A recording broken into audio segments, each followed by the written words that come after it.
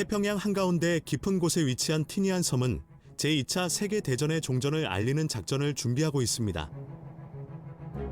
완전히 비밀리에 전혀 알려지지 않은 무기가 B-29 폭격기에 탑재되었습니다.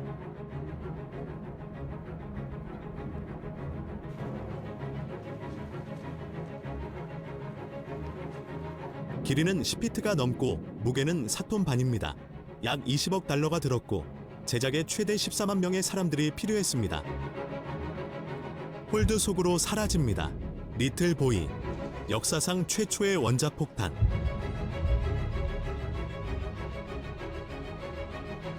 새벽 2시에 엘리트팀이 에놀라 게이호에 탑승합니다.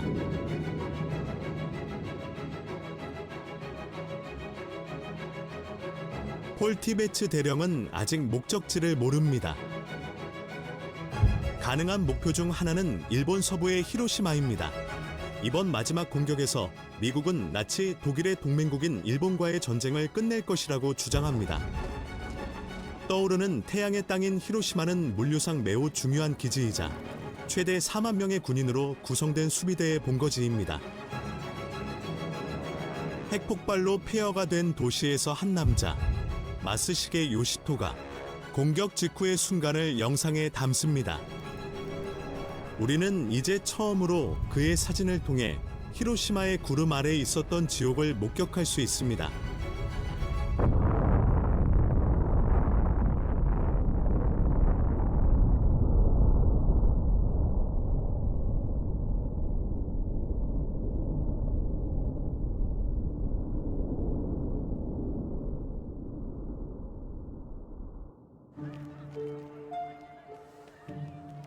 (8월 6일) 월요일 히로시마. 이곳의 35만 명의 주민에게는 아름다운 하루의 시작입니다. 출퇴근 시간입니다. 트램은 출근하는 사람들로 북적거립니다. 아이들이 학교에 가는 중입니다. 저는 저축국 2층에 있었습니다. 우리는 트롤리 차량이 가득 찬 거리를 바라보는 모든 창문을 열어 정말 좋은 날이라고 말했습니다. 아침에 늘 다니던 식당에서 아침을 먹고 막 나가려고 할 때 후배 3명이 들어왔습니다. 그 날은 여름 방학이 없었습니다.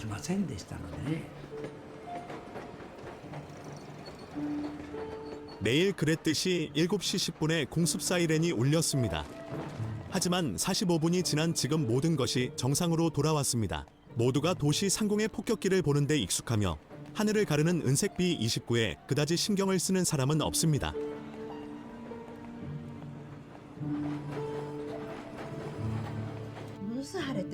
밝고 화창한 날이었습니다. 그 B-29들은 맑은 하늘 높이 날아가고 있었습니다. 은색이었고 너무 깔끔했습니다. 센다마치를 향해 걸어가는데 갑자기 붐이 일었습니다. 그러다가 갑자기 거대한 불덩어리 같은 게 창문을 통해 들어왔습니다. 자는 눈과 귀를 막고 몸을 웅크리려고 했습니다. 스시아 병원 바로 위에서 폭탄이 떨어지는 것을 보았습니다. 8시 15분, 리틀 보이는 히로시마 상공 2000피트 상공에서 폭발합니다. 그들은 이 지점을 폭심지라고 부릅니다. 그라운드 제로. 하늘은 독특한 감마선 섬광으로 빛납니다. 모든 생명체는 방사능에 노출되어 즉시 사망하며 고통이 뇌에 도달할 시간도 없습니다. 연쇄 반응이 전개되면서 거대한 불덩이가 형성됩니다.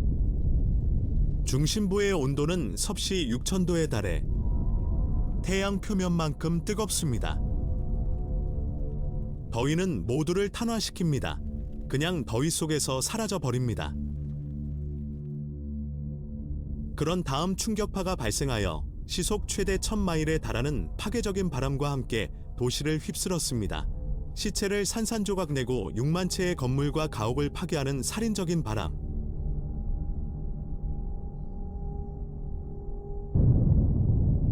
바람, 증기, 방사성 입자의 회오리 바람 속에서 버섯 모양의 구름이 히로시마 위로 7.5마일 높이로 솟아올랐습니다. 버섯구름은 못 봤습니다. 제가 바로 밑에 있었습니다. 카드를 손에 든 채 제 몸은 날아가 버렸습니다. 다음 순간 저는 의식을 잃었습니다. 분명히 저는 의식을 잃었습니다.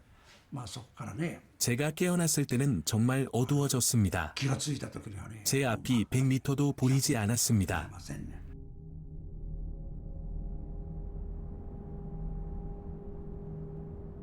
폭발 직후입니다. 츠보이 스나우와 고우치 미츠크는 아직 살아 있습니다. 기적적으로 벽이나 누군가의 몸으로 보호되고 있습니다. 하지만 이미 7만 명이 죽었습니다. 약 2마일에 걸쳐 도시의 90%가 평평해졌습니다.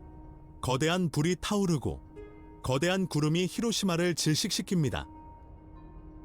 너무 어두워서 아내 얼굴이 거의 보이지 않았고 아내가 바로 옆에 있었습니다. 하지만 그녀는 제 손을 잡고 있었습니다. 그래서 저는 우리가 폭탄에 의해 죽지 않았다는 것을 깨달았습니다. 우리 둘 다요.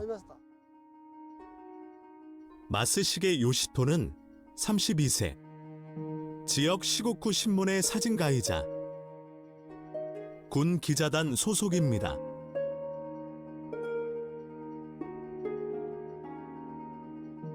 폭탄이 터졌을 때 그는 그라운드 제로에서 2마일도 채 떨어지지 않은 곳에 임신한 아내와 함께 집에 있습니다. 막 아침 식사를 마치고 있습니다. 바람이 불어오는 곳의 벽에는 커다란 구멍이 뚫려 있었습니다. 집의 두 층 모두를 통과했고 거실은 잔해로 가득 차 있었습니다. 저는 잔해 속에서 카메라를 꺼내고 본부에서 받은 옷을 입었습니다. 준비를 하고 나갔습니다.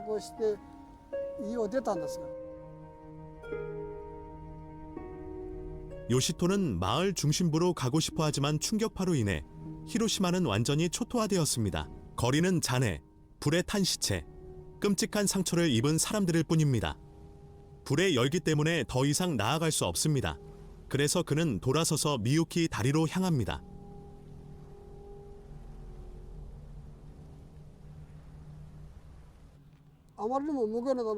셔터를 누를 수가 없을 정도로 끔찍한 장면이었습니다. 적어도 20분 동안이요. 결국 사진을 찍었습니다. 그런 다음 다른 곳으로 조금 더 가까이 들어갔습니다. 하지만 뷰파인더는 눈물로 흐려졌습니다. 지금까지도 그 일을 기억하고 있습니다. 정말 지옥이었습니다.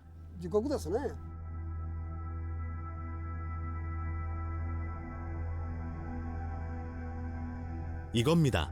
1945년 8월 6일 마스시게 요시토가 미유키 다리에서 촬영한 2장의 사진. 폭탄이 터진 지 겨우 3시간 후.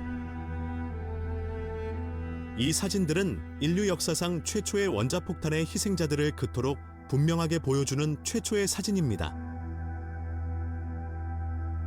다리 위에서 그는 자신이 얼마나 운이 좋았는지, 그리고 폭발이 얼마나 폭력적인지 깨달았습니다. 그는 그 순간 그곳에 있기 위해 태어났다고 회고록에 쓸 것입니다. 부상자들의 시선은 모두 제게 고정되어 있었습니다. 마치 제가 그들에게 무슨 일이 일어나고 있는지 전 세계에 알리고 싶어 하는 것 같았습니다. 제가 사진을 찍는 게 잔인했을까요? 아니면 그게 제가 할 수 있는 최선이었을까요? 저는 끔찍한 갈등에 빠졌습니다.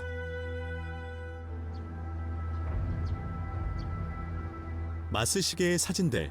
여기 히로시마의 시고쿠 신문 보도국에 보존되어 있는 사진은 사실 존재한 적이 없었을 것입니다. 제2차 세계대전 당시 일본에서는 공중사기를 저하시키는 사건을 사진으로 찍는 것은 위법 행위였습니다. 하지만 당국도 모르게 금지된 사진이 유포되었습니다. 네거티브는 심각하게 악화되어 사라졌을 수도 있습니다.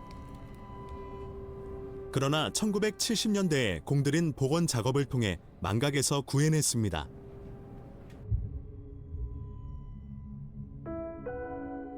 그들은 실제로 어떤 일을 겪었을까요? 이 사람들은 미유키 다리에 영원히 보존되었습니다. 그들은 누구일까요? 그들은 무엇을 기억하고 있을까요?